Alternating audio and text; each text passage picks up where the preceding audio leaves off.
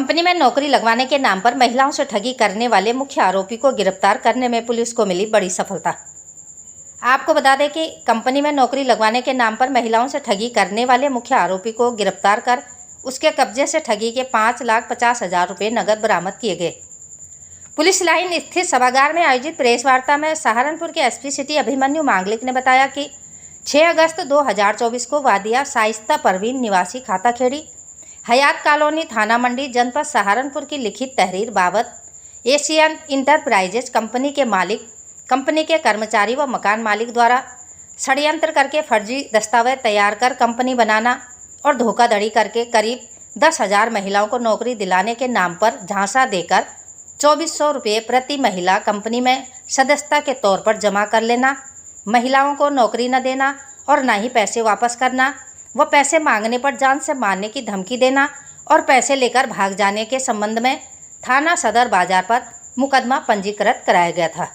सहारनपुर से अब्दुल रहमान की खास रिपोर्ट। आपको पता होगा पिछले दिनों ये जो स्कैम निकल के आया था कि एशियन एंटरप्राइज नाम से कंपनी खोली गई थी जिसमें महिलाओं से करीब 2 से 2,500 महिलाओं से पैसे इकट्ठे किए गए थे 2,400 रुपए और उनको बताया गया था कि उनको कुछ ऊन दी गई थी उनको और बोला गया था कि ऊन से फूल बना के देना है जिसके बदले में उनको 4,000 रुपए दिए जाएंगे।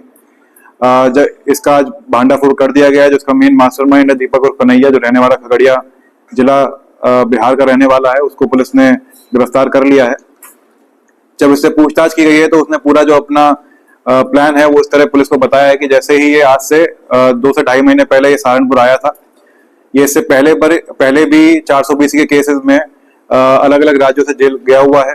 इसके पिताजी बिहार में पोस्ट मास्टर डाक विभाग में काम करते थे और वो भी जेल जा चुके हैं। और ये जब सहारनपुर में आज जून के महीने में आया था, जून महीने में आने के बाद सहारनपुर रेलवे स्टेशन से इसने करीब कुछ ऐसे लोगों को पैसे देकर उनसे सिम निकलवाए, 4 से 5 सिम उसने निकलवाए, वही सिम इसने इस्तेमाल किए।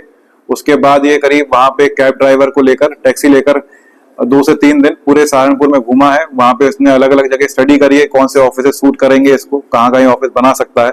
उसके बाद फाइनली इसने एक प्रॉपर्टी रहने के लिए पैरामाउंट में रेंट करी। उसके बाद इसने ये एशियन एंटरप्राइज नाम का जो अपनी कंपनी थी वो खोली।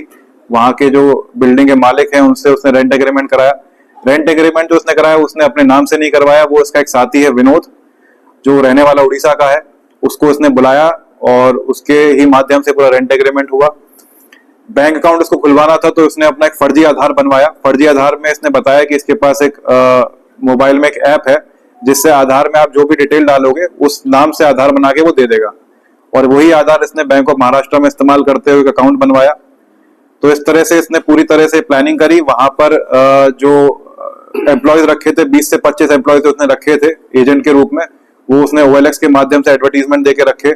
उनको इंसेंटिव देने का भी इसने प्रलोभन दिया था और इस तरह से ये अपनी आगे जितनी महिलाओं हैं वो बढ़ा रहा था।